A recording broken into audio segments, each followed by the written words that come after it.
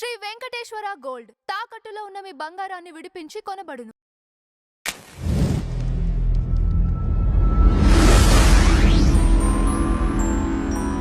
మనుషులందరూ సమానమే అని ఎక్కడన్నా ఉందా? ఆత్మావత్ సర్వభూతాని అని ఇందాక చెప్పాను కదండి, అది వేదం చెప్తున్న మాటే కదా. అంటే నీలో ఉన్న ఆత్మే అన్ని జీవరాశుల్లో కూడా ఉంది కాబట్టి అందరినీ సమానంగా గౌరవించు, ఇదే వేదం చెప్తున్న మాట. ఇది ఇప్పుడు వృత్తిపరంగా డివిజనే తప్ప అయితే చెప్తాను సార్, ఇక్కడ వృత్తిపరంగా డివిజన్ వచ్చింది, దీనికి నేను జస్టిఫికేషన్ ఇచ్చాను. అయితే ఇక్కడ నేను ఇంకో జస్టిఫికేషన్ అడుగుతున్నాను బైబిల్ ఆధారంగా. ఇక్కడ లేవియాకాండం 25వ అధ్యాయం 44-45 వచనాల్లో ఒక మాట చెప్తున్నారు, మీరు బానిసల్ని కొనుక్కోవచ్చు, వ్యక్తుల్ని బానిసలుగా కొనుక్కోవచ్చు. అలాగే నిర్గమకాండం 21:2-6 21వ అధ్యాయం 2-6 వచనాలు చూసుకుంటే ఒక వ్యక్తి తన కూతురిని బానిసగా అమ్ముకోవచ్చు అని చెప్తున్నారు. అలాగే నిర్గమకాండంలోనే 21వ అధ్యాయం 7వ వచనంలో చూసుకున్నట్లయితే ఒక వ్యక్తి తన కింద పనిచేసే బానిసని కొట్టొచ్చు, అతను ఒకవేళ చనిపోతే ఇతనికి దోషం కూడా అంటదు అని చెప్తున్నారు. అలాగే నిర్గమకాండం 21వ అధ్యాయం 20వ వచనం నుంచి 21-20 వచనాలు చూసుకున్నట్లయితే చాలా స్పష్టంగా చెప్తున్నాను ఏంటంటే బానిసని కొడితే అది స్త్రీ అయినా బానిస అయినా మగోడైనా సరే అది యజమాని విడిచిపెట్టి వెళ్ళిపోకూడదా బానిస అని చెప్పేసి చెప్తున్నాను. అసలు ఈ బానిస అనే వ్యవస్థ సనాతన ధర్మం మొత్తం మీద ఎక్కడైనా చూపించండి ఒక చోట, ఒక వ్యక్తికి బానిసగా ఇంకో వ్యక్తి ఉండొచ్చు అనేది. ఏమండి అనిల్ గారు? అర్థం ఒకటి రైట్. ఇప్పుడు కంక్లూజన్ పాయింట్లు అయిపోయినాయి. నేను సనాతన ధర్మంలో వర్ణాశ్రమ ధర్మం గురించి చెప్పాను. వృత్తులు ఏ విధంగా అంటే ఆధిపత్య కులాలుగా లేకపోతే అణగారిన కులాలుగా ఎట్లా మారినాయి అనేది ఐ కెన్ డిబేట్ డెఫినెట్లీ. అదొకటి. తర్వాత రెండు కంప్లీట్ అయిపోయింది. మూడోది కర్మ సిద్ధాంతం అభివృద్ధి చెప్పారండి. అభివృద్ధి గురించి అంతకు ముందు కూడా అనిల్ గారు అంతకు ముందు కూడా లలిత్ గారు చెప్పారు, అసలు కొన్ని క్రిస్టియానిటీ దేశాలు ఇప్పటికి కూడా అడుగు తింటున్నాయి అని చెప్పేసి అన్నారు ఆయన. ఏది మొత్తం కంప్లీట్ క్రిస్టియానిటీ కదా, కంప్లీట్ క్రిస్టియానిటీ ఆ కంట్రీస్. అభివృద్ధిని కూడా క్రిస్టియానిటీ అసలు చెప్పుకోవడానికి అర్హత లేదు. కారణం ఏంటంటే బ్రిటిష్ వాడు ఉన్నాడు, వాడు క్రైస్తవ దేశం, వాడు భారతదేశాన్ని నుంచి ఎంత సొమ్ము దోచుకుపోయాడండి కదా. రెండోది నేను చెప్తాను, రెండోది అమెరికా, ప్రధానంగా వీడు చెప్పుకునేది అమెరికా అసలు క్రైస్తవ దేశమా? అమెరికా అనేది ఒక ఆక్రమిత దేశము. అక్కడ నేటివ్ ఇండియన్స్ ఎవరైతే ఉన్నారో, రెడ్ ఇండియన్స్ అంటారు వాళ్ళని, నేటివ్ అమెరికన్స్ ఎవరైతే ఉన్నారో ఆ నేటివ్ అమెరికన్స్ని ప్లేగ్ వైరస్ దుప్పట్లను పంచి దారుణంగా చంపేసి అక్కడ వివిధ రకాల జాతులు వెళ్ళి తిష్ట వేస్తే ఇప్పుడు అమెరికా అయ్యింది. అమెరికా అతిపెద్ద వలస దేశము. అమెరికా క్రైస్తవ దేశం కాదు. అమెరికా క్రైస్తవ దేశం ఇప్పుడు ముద్రేసుకుంటుంది. ఇంత మానవత్వం లేకుండా కేవలం మేము బాగుపడితే చాలు అనుకోవటం కోసం ఆక్రమించుకుంటా పోయి ఇచ్చేసిన వాళ్ళకి చెప్పుకునే అర్హత ఉందా అభివృద్ధి అని చెప్పేసి? మానవత్వానికి మచ్చ కదా క్రిస్టియానిటీ.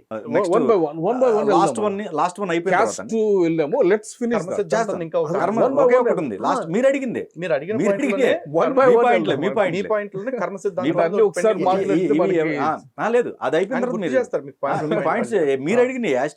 లాస్ట్ కర్మ సిద్ధాంతం అండి. ఆయన ఏమన్నారు? కర్మ సిద్ధాంతం అంటే ఇప్పుడు 1 minute అండి. ఇప్పుడు నేను అన్నది ఏమంటే, ఇప్పుడు క్యాస్ట్ సిస్టమ్ లేదు అంటారా? అంటే అది నాశనం చేయట్లేదు అంటారా దేశాన్ని? వస్తా ఉండండి. కర్మ సిద్ధాంతం అయిపోయాక వస్తారు, క్యాస్ట్ దానికి వస్తాను. సో ఆయన ఏమన్నారు? కర్మ సిద్ధాంతం అనేది ప్రజల్లో ఒక రకమైన మానసిక దౌర్బల్యాన్ని క్రియేట్ చేసేస్తుంది. అరే నా జన్మలో నేను చేసిన జన్మలో చేసిన పాపాల కారణంగా నేను ఇలా బతుకుతున్నానా అనే ఫీలింగ్ కల్పిస్తుంది. కాబట్టి కర్మ సిద్ధాంతం అనేది మనుషుల్ని వీకెన్ చేస్తుంది అని చెప్పేసి అంటున్నారు. నేను అడుగుతున్నాను, కర్మ సిద్ధాంతం ఇదే. మీకు నచ్చినా నచ్చకపోయినా, ఎవరు నమ్మినా నమ్మకపోయినా అవశ్యం అనుభోక్తవ్యం కృతం కర్మ శుభాశుభం, నా భుక్తం క్షీయతే కర్మ కల్పకోటి శతైరపి అని చెప్తున్నారు. అంటే మీకు నచ్చినా మీకు నచ్చకపోయినా సరే మీరు పూర్వజన్మలోనో ఈ జన్మలోనో చేసుకున్న శుభ అశుభ ఫలితాలు ఏమున్నా సరే వాటికి ఫలితాన్ని అనుభవించాల్సిందే. ఇది కర్మ సిద్ధాంతాన్ని చెప్తుంది, కర్మ సిద్ధాంతాన్ని నమ్ముతున్న వాళ్ళు చెప్పేది. ఇప్పుడు బైబిల్లో నుంచి చూసుకున్నట్లయితే కనుక ఎందుకు మీరు బ్రదర్ అనిల్ కాలేకపోయారు? ఎందుకు మీరు కల్వర్ సతీష్ కాలేకపోయారు? అలాగే ఎందుకు మీరు సినిమా యాక్టర్ రాజాలాగా లేరు? అంటే ఒక వ్యక్తి అందంగా లేకపోయినట్టుగా, ఒక వ్యక్తి డబ్బున్న వాడిగా, ఒక వ్యక్తి డబ్బు లేని వాడిగా, ఒక వ్యక్తి దీర్ఘాయువుగా, ఒక వ్యక్తి అల్పాయువుగా ఎందుకు పుడుతున్నారు అనేది కర్మ సిద్ధాంతం ప్రకారం కాకుండా బైబిల్ ప్రకారం చెప్పానండి ఒకసారి. బైబిల్ ప్రకారం చెప్పమంటే సైన్స్ ప్రకారం చెప్పమంటుంది. సంబంధం లేదండి. సైంటిస్టులు చంపిన చరిత్ర బైబిల్ ఉంది. సైన్స్ గురించి మీరు మాట్లాడుతుంది మీకు అర్హత లేదు. అసలు సైన్స్ గురించి మాట్లాడే అర్హత ఒక్క సనాతనానికే ఉంటుంది. దానికి కావాలంటే దాని మీద కూడా డిబేట్ చేద్దాం. ఇప్పుడు ప్రపంచానికి సైన్స్ తెచ్చి ఇచ్చింది, ప్రపంచానికి మోడర్న్ సైన్స్ అభివృద్ధి కావడానికి కారణము బైబిల్లో నుండి వచ్చినటువంటి ఆలోచన విధానము. అవునా? ఏంటి చెప్పండి సార్, ఒక 2-3 ఆలోచనలు చెప్పండి.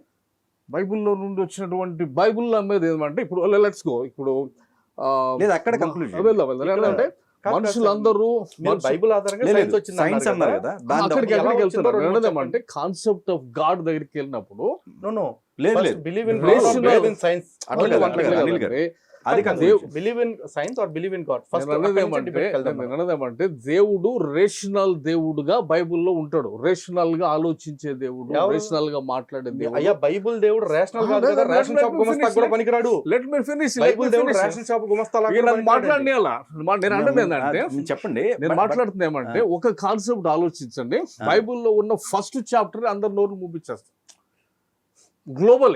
ఏది 4వ రోజు సూర్యుని పుట్టించాడు. గ్లోబల్లీ ఏంటంటే ఆయన పోలికలో ఆయన స్వరూపంలో మనిషిని చేశాడు, మేల్ ఫిమేల్ గా చేశాడు. అది గ్లోబల్లీ ఉన్న ప్రతి హ్యూమన్ బీయింగ్ కి ఏమంటే అంటే ఇప్పుడు మనుషులందరూ సమానంగా చేయబడ్డారు. చిన్న డౌట్ సార్, ఒక చిన్న డౌట్ అంజి గారు, దేవుడు స్వరూపమున మనిషిని తయారు చేసినట్లయితే ఇప్పుడు దేవుడు ఒరిజినల్ స్వరూపం ఏంటి? బాబు మోహన్ లాగానా, కళ్ళు చిదంబరం లాగానా, లేకపోతే సన్నీ లియోన్ లాగానా, షకీలా లాగానా దేవుడి స్వరూపం? వస్తాను అంటే ఒకటి పాయింట్ 2 ఏంటంటే దేవుడు ఎట్లా ఉంటాడు అని బైబిల్లో చెప్తుంది ఏంటంటే in the beginning God created heavens and earth అని చెప్పి లెట్ దేర్ బి లైట్ అని, అంటే ఆయన సృష్టి మొత్తాన్ని, యూనివర్స్ మొత్తాన్ని పలికి సృష్టించాడు. సో ఆ దేవుడు పలికి సృష్టించిన దేవుడు మనిషిని కూడా ఆయన పోలికలో చేశాడు. అంటే ఈ 2 కాన్సెప్ట్లు ఏదైతే ఉన్నాయో, మనిషి అనేవాడు పవర్ఫుల్, ఎందుకంటే అటు దేవుడు పోలికలో చేయబడ్డాడు. వీడికి మాలోడు, మాదిగుడు, బేపనోడు, లేకపోతే కొరియన్, జపనీస్ ఏమీ లేదు, అందరూ సమానమే అనేదే గ్లోబల్ గా మొత్తాన్ని తీసేసి సైన్స్ కి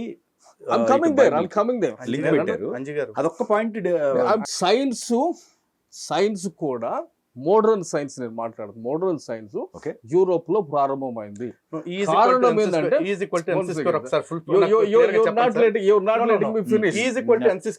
10 నిమిషాలు నేను మాట్లాడలేదు. ఎంఎస్సీ ఎంఫిల్ పిహెచ్డి చదివి ఉన్నారు కాబట్టి ఆయన అడుగుతున్నాను, ఒకసారి నాకు చెప్పండి అంటున్నాను. 10 నిమిషాలు వాట్ ఇస్ మైక్రోబయాలజీ, వీటన్నిటికీ ఆర్గానిక్ కెమిస్ట్రీ, అదే అడుగుతున్నాను చెప్పండి. ఆస్ట్రోఫిజిక్స్, మొత్తం అన్ని డిసిప్లిన్స్, అన్ని రకాల ఇవి మోడర్న్ సైన్స్ కిందకు వస్తాయి. ఈ మోడర్న్ సైన్స్ అనేది యూరోప్ లో ప్రారంభమైంది.